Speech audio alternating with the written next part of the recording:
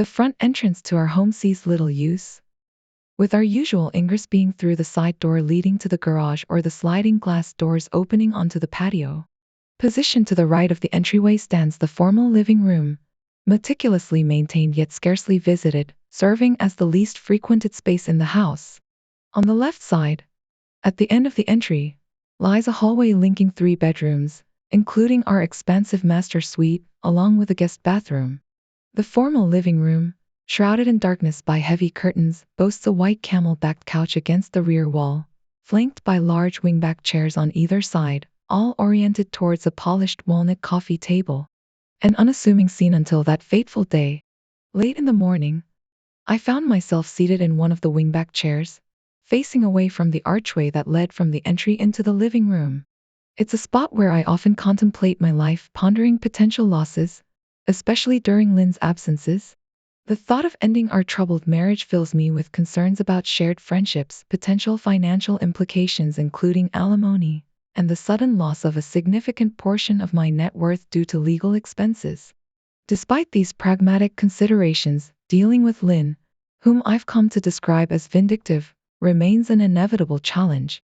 As the side door opens, signaling Lynn's return from grocery shopping, I realize my folly in not pretending to be in our bedroom to avoid another potential argument. Arguments are all too common in our household, often initiated by Lynn's unwarranted criticism or fabricated reasons, or sometimes for no reason at all. I've come to understand this as a tactic employed by Lynn to keep me off balance. She can prolong arguments for weeks over trivial matters, and I've learned to placate her in order to swiftly bring an end to disputes. Life feels intolerable amidst constant friction, and I strive to resolve conflicts promptly, although the challenge lies in the short respite until the next one. After a decade of marriage, I see no viable solution other than to endure divorce, or worse.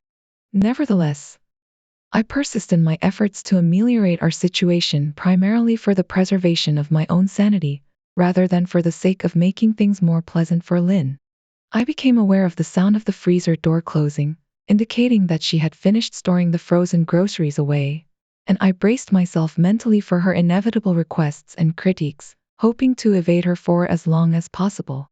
Maintaining my stillness, I awaited either her call or her customary whistle, which had begun to grate on my nerves like the insistent bark of a dog.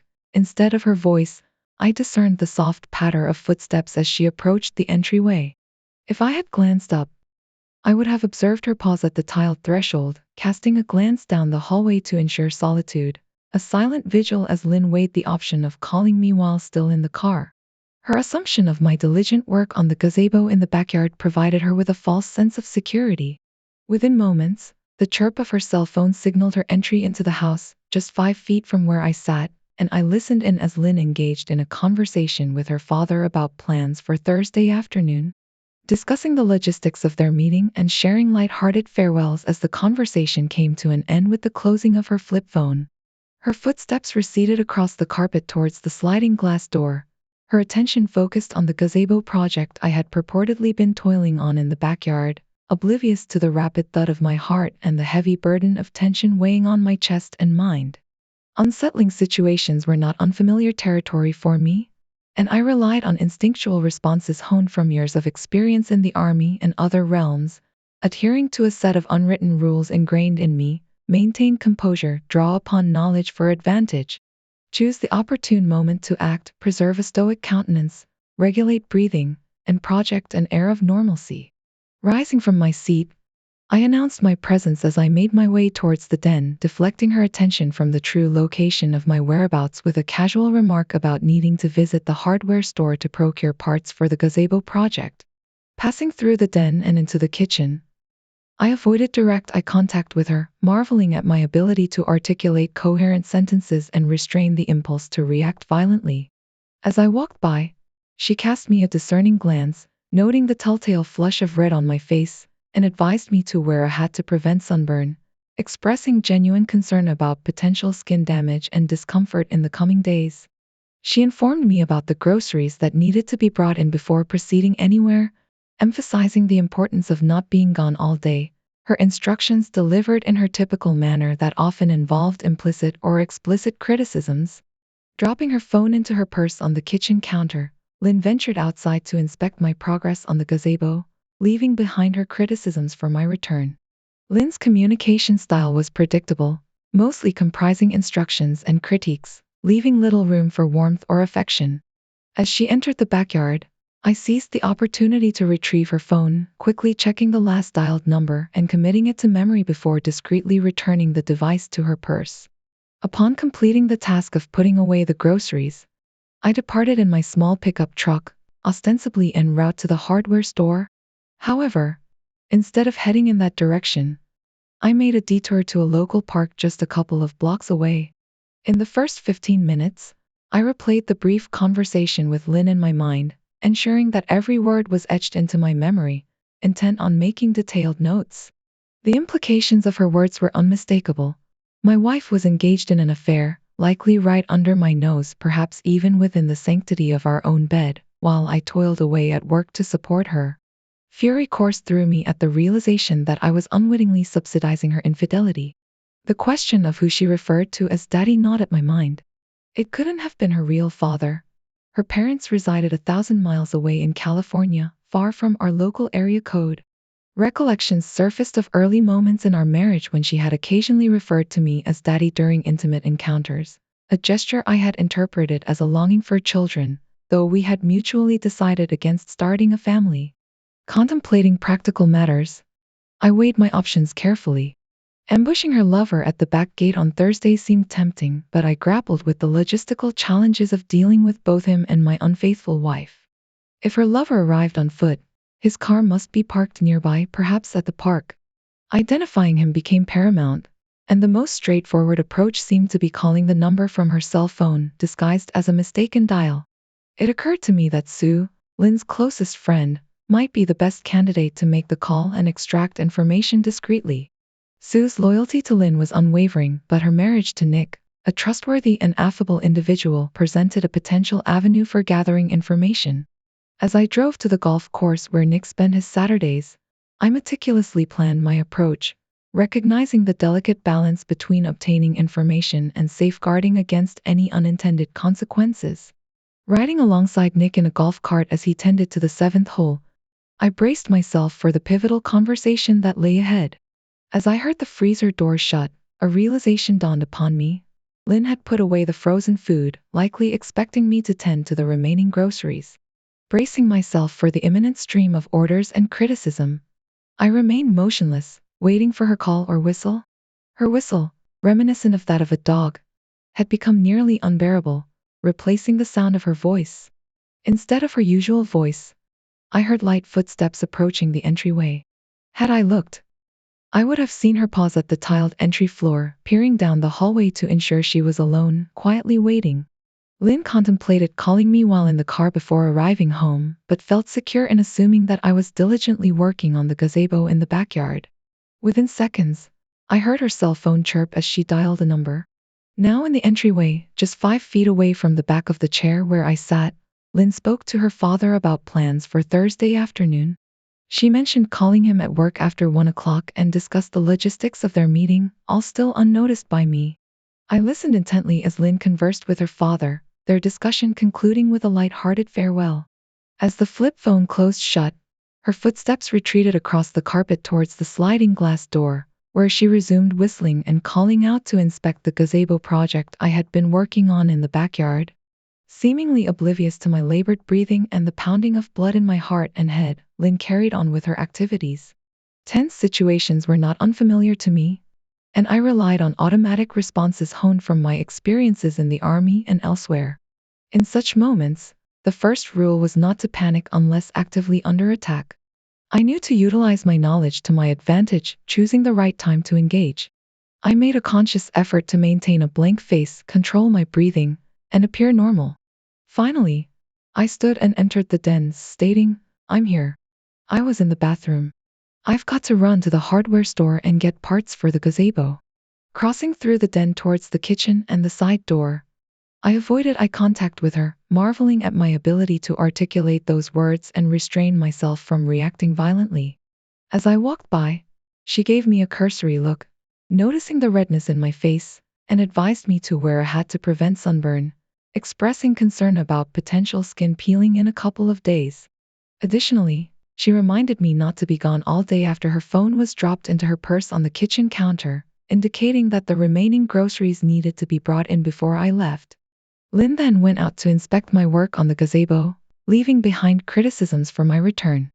Lynn's communication style was typical, mostly involving instructions and implied or explicit criticism.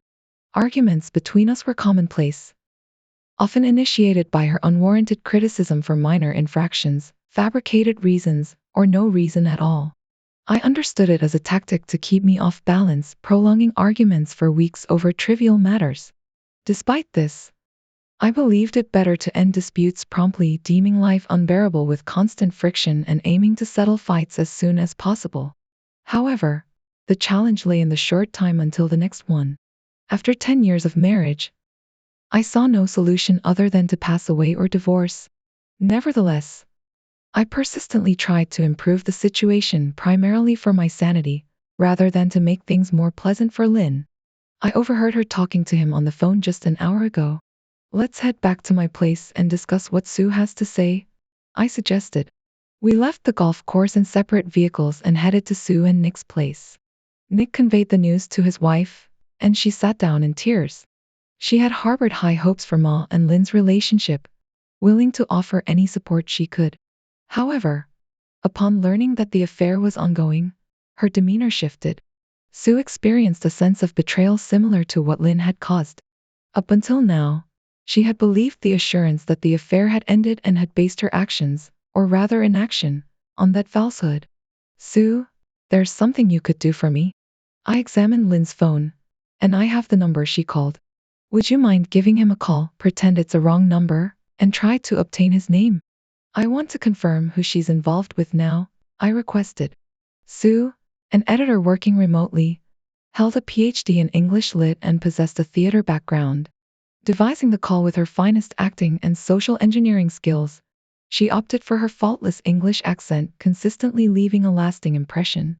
Dialing with the phone on speaker, she heard, "Hi, this is Buddy White." Sue blinked.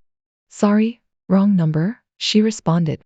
"Well, that was surely unsatisfying," she commented, her entire scenario unraveling. Yet the revelation was clear. Lynn hadn't terminated the affair with White, adding another piece of crucial data. Discussing our next steps, I insisted on catching the duo during their upcoming Thursday encounter, aiming for extensive ammunition. I wanted to confront my wife armed with abundant facts, catching her in flagrante delicto and exposing the lies she'd inevitably use to conceal the situation. Expressing reluctance to hire a detective due to costs and uncertainty about Lynn's interactions before Thursday, I sought a swift means to gather evidence. They fell into a contemplative silence for a minute or more. Sue suggested the idea of a mole, proposing the notion of having someone like Lynn's best friend extract the truth from her. I was skeptical, but Sue insisted, saying, "Never underestimate an angry woman. I've had enough of her and how she's treated us all. I believe I can craft a story that will compel her to divulge everything." Over the next hour, we devised a plan, with Sue urgently calling Lynn, claiming a desperate need for help, and arranging a Sunday morning coffee meeting. Nick would modify Sue's old purse to hold a video camera, recording every word and facial expression. By noon on Sunday, we would have our answers. They anticipated having substantial information. Sue promptly contacted Lynn, referencing a situation akin to the New Year's party. Lynn agreed to the meeting, secretly pleased with her friend's newfound assertiveness. Sue arrived early at the coffee shop, choosing a table under an awning. She arranged her purse with the concealed camera, ensuring the optimal angle and conducting audio tests. She positioned chairs strategically, the air calm, eliminating wind noise possibilities.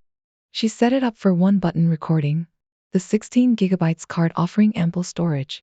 Nick had ingeniously secured the camera and purse with Velcro straps, disguising lens and mic holes within the purse's pattern. Sue was prepared.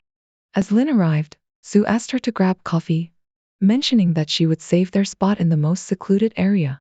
Sue pressed the button when Lynn returned with the drinks, swiftly confirming the recording.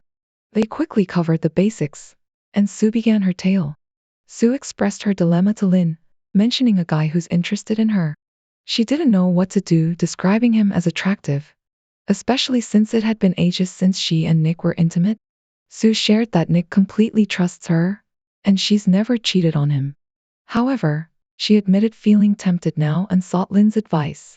Sue wanted to understand how Lynn felt after the New Year's party and asked if she would regret going through with it.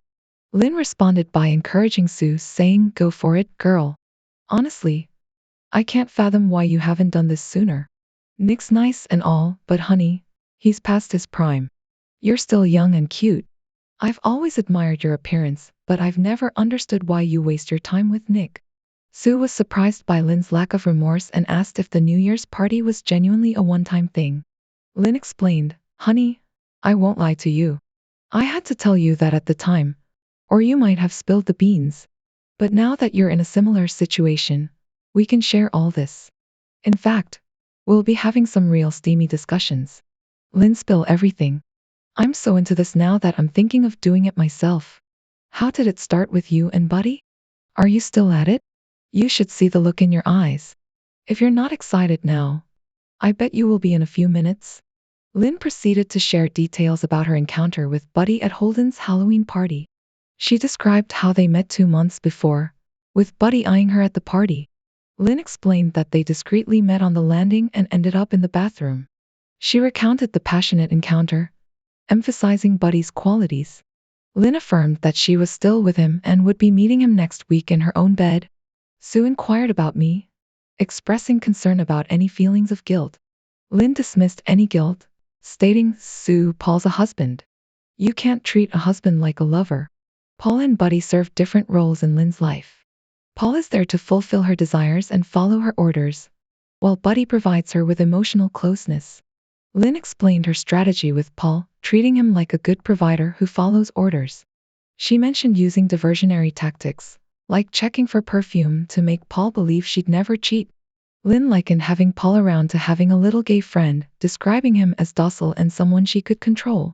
She highlighted the freedom she enjoyed, knowing Paul's whereabouts and never worrying about him catching her with a lover. Sue asked Lynn if she had other lovers, and Lynn replied that she couldn't count them all. The first one was in their first year of marriage, picked up in a supermarket. He never knew her real name, and they bounced around hotel rooms for 6 months until he got too clingy. Lynn mentioned the need to watch out with young guys. After that, there were a series of one-offs, including a salesman friend into kinky stuff, which worked well as he only came to town a few times a year. Lynn stated that she had kept Buddy busy for longer than almost any of them, describing him as a hound with a wandering eye. Lynn shared details about Buddy being married to a clueless woman working while he played around. She mentioned being in control of when he could visit her. Then, Sue asked Lynn about her new conquest, and Lynn ran through her prepared story about her fictional lover, Rod. Lynn encouraged Sue to take full advantage of her freedom, suggesting that Nick would fit into his natural submissive role. Lynn addressed concerns about STDs and asked if Sue used contraceptives. Sue explained that most of the time, she made the guy use a contraceptive, but with Buddy, it was different due to his aggressiveness. Sue mentioned getting scared once because it hurt to pee, but the doctor said it was irritation from rough intimacy. There was a time when she got infected with gonorrhea, and after that, she was more careful. Sue, eager to get the recording back to Nick and me, thanked Lynn and left for home. The conspirators watched the video, appalled. Sue and Nick could hardly recognize Lynn because she was never so harsh on Paul when others were around. I was shocked, though not as much as the couple, having come to know that Lynn was capable of almost anything. Sue brought up Anita White and mentioned her concerns about Anita's knowledge of her husband's infidelity. She expressed the dilemma of whether to inform Anita about Buddy being with Lynn, considering the risk of Anita blowing the cover. Sue described Anita as seeming deeply unhappy with her husband's reputation as a bully and pondered if Anita might be entirely cowed by him. Sue, recognizing the potential impact of discussing the matter with Anita, sought assistance from Lynn in navigating the delicate situation, expressing gratitude for our help and assuring us that further details would be kept confidential. She specifically implored me to refrain from taking any rash actions. In response, I acknowledged the mistakes I had made over the past decade, but I made it clear that I harbored no intentions of resorting to violence. Rather, I assured them that I would handle the situation in my own manner and requested strict confidentiality from everyone involved. I emphasized the importance of not answering if Anita were to call, assuming full responsibility for the consequences. Later that evening, Sue reached out to Anita White, introducing herself and establishing a rapport based on their prior interactions at Holden's parties. With Anita's consent to speak freely, Sue delicately broached the subject, revealing the distressing truth about Buddy's infidelity. She expressed genuine remorse for having to deliver such news and underscored Anita's right to know the truth about her partner's transgressions. A somber silence followed on the other end, punctuated by Anita's audible sniffles and sobs as she shared her frustration, recounting past issues and her ultimatum to Buddy, which he had apparently disregarded. Sue extended comfort and assistance, offering to support Anita in any way she deemed necessary. Appreciating Sue's concern, Anita outlined her resolution with steely determination, asserting that her partner would no longer share her bed and detailing the stringent terms of a prenuptial agreement that would leave him destitute in the event of proven infidelity. She expressed her unwavering commitment to ensuring that he faced the consequences of his actions. In response to my offer to gather evidence, Anita committed to maintaining her composure until she had the evidence in her possession, paving the way for plans to collect preliminary evidence from my office the following day. Sue orchestrated a meeting, contacting me at work to schedule an appointment in her office on Monday afternoon. As I entered Sue's office with a video camera, I introduced myself to Mrs. White and played the recording, witnessing her tears and acknowledging her familiarity with her husband's behavior over time. Subsequently, I outlined my plans to Anita, assuring her that participation was optional but extending the offer nonetheless. Anita, in turn, disclosed the years of intimidation she had endured, expressing her desire to turn the tables on her husband. Following the meeting with Anita, work became an unwelcome distraction as the lingering effects of Lynn's words in the video affected me deeply. Though I acknowledged some truth in her remarks, I defended my conciliatory nature, understanding her perception of me as weak. However, I contemplated showcasing a different side of myself on Thursday, pondering how Lynn would react to a more assertive approach. Recognizing the irreparable loss of trust in our relationship, I dismissed any notion of reconciliation. As Tuesday and Wednesday passed with reduced office productivity, I meticulously reviewed potential scenarios, considering multiple outcomes and dedicating time to refining my physical abilities in anticipation of Thursday's events. At home, tensions prevailed, limiting conversations to necessities, as Lynn observed my recent behavior, aiming to understand the issue and regain control. Ironically, despite her usual assertiveness, Lynn found herself anticipating Thursday, speculating on the potential insights a passionate encounter with Buddy might provide. On Tuesday night, as Lynn showered, I searched my dresser drawers for a childhood keepsake from my grandfather, a set of steel knuckles acquired as a war souvenir. Acknowledging the gravity of the situation, I steeled myself for the impending confrontation, prepared to confront Lynn and her lover head-on. I found myself in a state of calculated agitation, manipulating the set of steel knuckles on my desk as I paced the room, stoking the controlled anger simmering within me.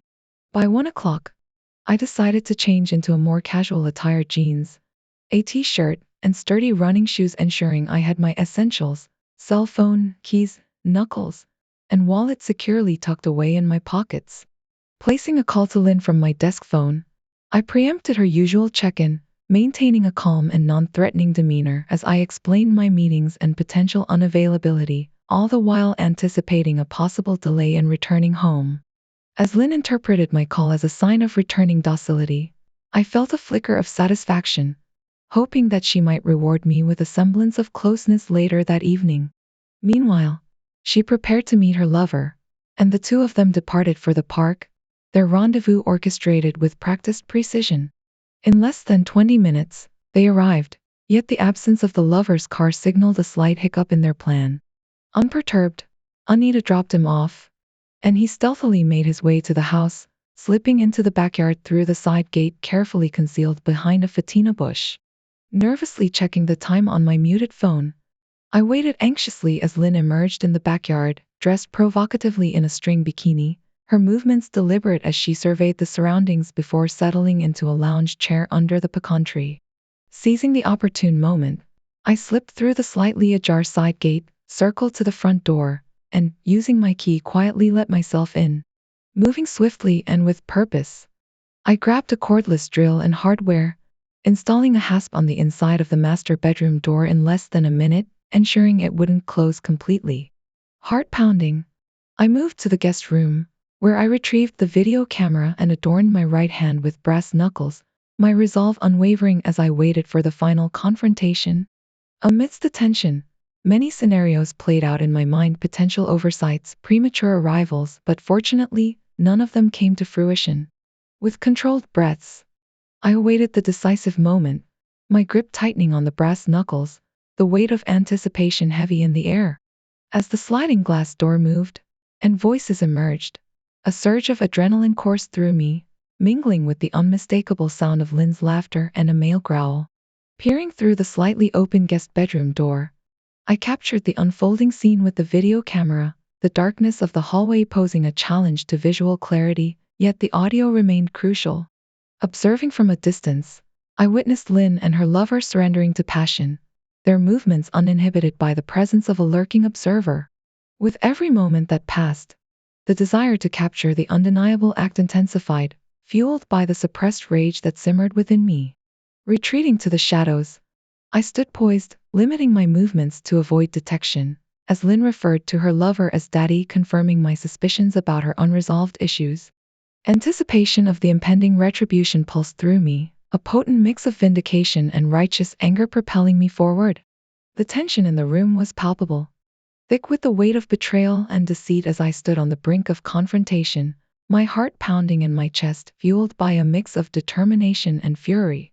With every breath, I could feel the anger coursing through my veins, driving me forward toward the inevitable showdown that awaited. Buddy's voice, dripping with eagerness and desire, echoed in the air once more, a cruel reminder of the betrayal unfolding before my eyes. I watched in disbelief as he hovered over Lynn, their bodies entwined in a dance of deceit, their movements synchronized in a macabre display of infidelity. But I could not stand idly by and watch as my world crumbled around me. With a silent prayer for luck, I reached for the brass knuckles, my fingers wrapping tightly around the cold steel as I steeled myself for what was to come. In that moment, I knew that there would be no turning back, no second chances. This was my moment to take a stand, to reclaim control of my life and confront those who sought to betray me.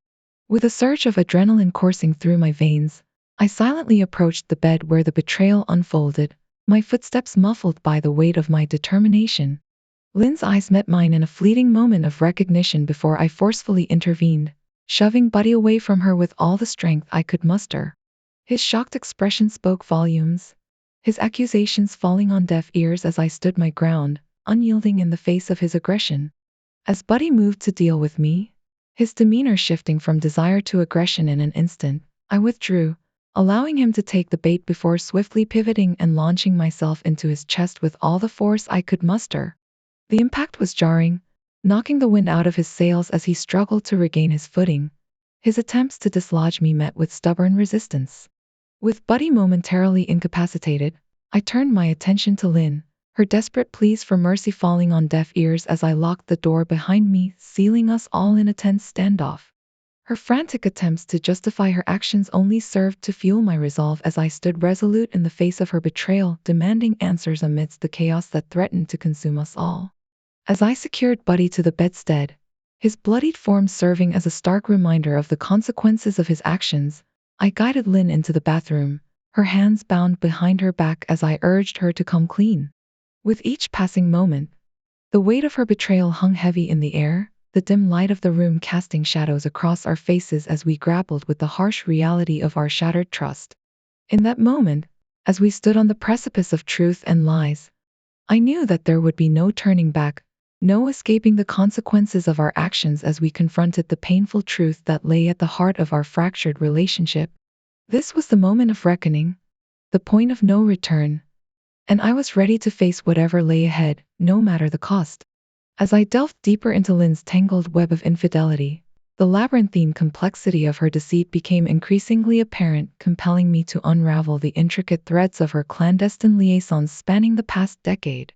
Despite spending the afternoon together in a tense and probing conversation, the full extent of Lynn's transgressions remained elusive, leaving me to grapple with a labyrinth of unanswered questions, each one a tantalizing clue in the puzzle of her duplicity.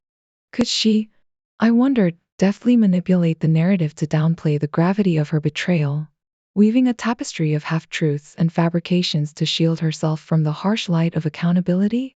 Or was she brazen enough to concoct outright lies, spinning a web of deceit so intricate that even the most discerning eye would struggle to untangle fact from fiction? Throughout our fraught exchange, Lynn displayed a calculated cunning, her every word and gesture a carefully orchestrated dance of evasion and obfuscation, as if sensing that I, her husband scorned, would not rest until every dark corner of her deception had been exposed to the harsh light of truth. Yet, despite her apparent reluctance to divulge the full extent of her infidelity, her carefully guarded demeanor belied a simmering undercurrent of fear and apprehension, a palpable sense that the walls were closing in around her, threatening to expose the carefully constructed facade she had so meticulously maintained.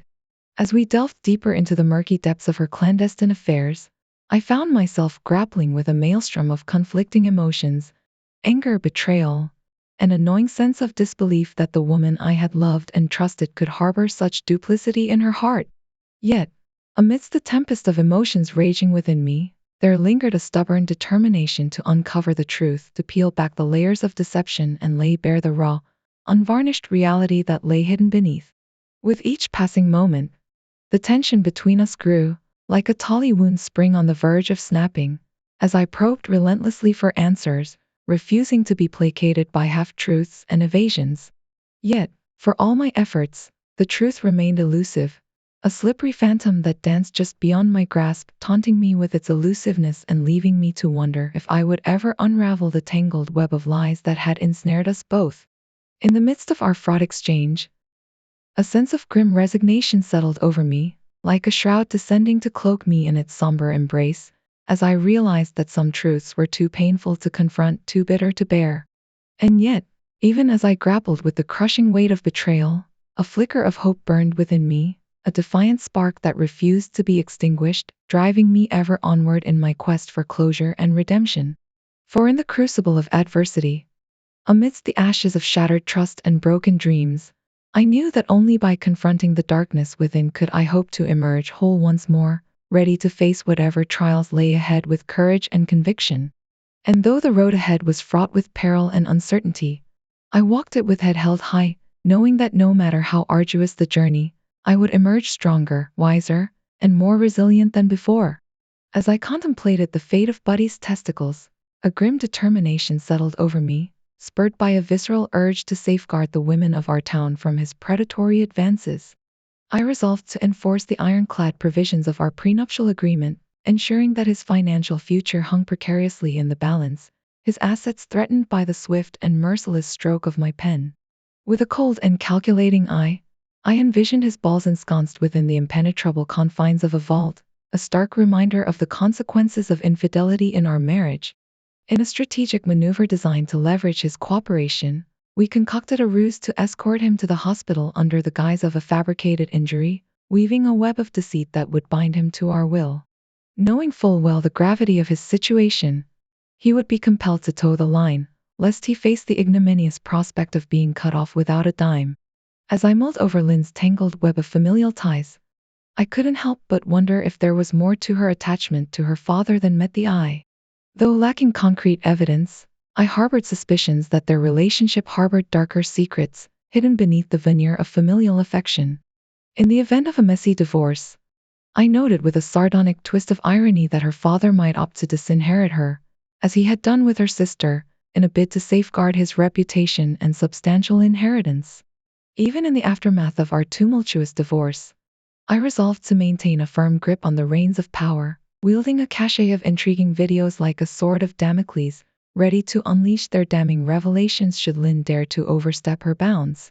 With a cool and calculated demeanor, I issued her a stark warning as she departed, cautioning her that her ATM and credit cards would be rendered useless, save for the meager sum of a quarter, a bitter reminder of her diminished status in the wake of our fractured union.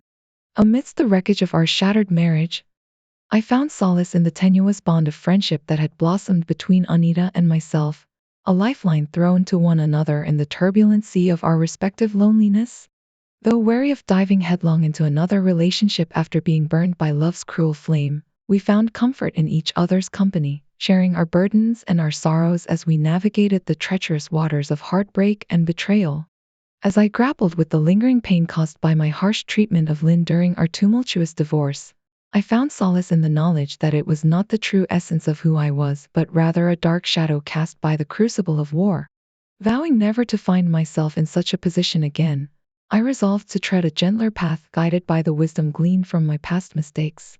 Though Buddy's attempts to attract new companions proved to be a Herculean task in the ensuing months, my own descent into the depths of depression only deepened, casting a pall over my once vibrant existence.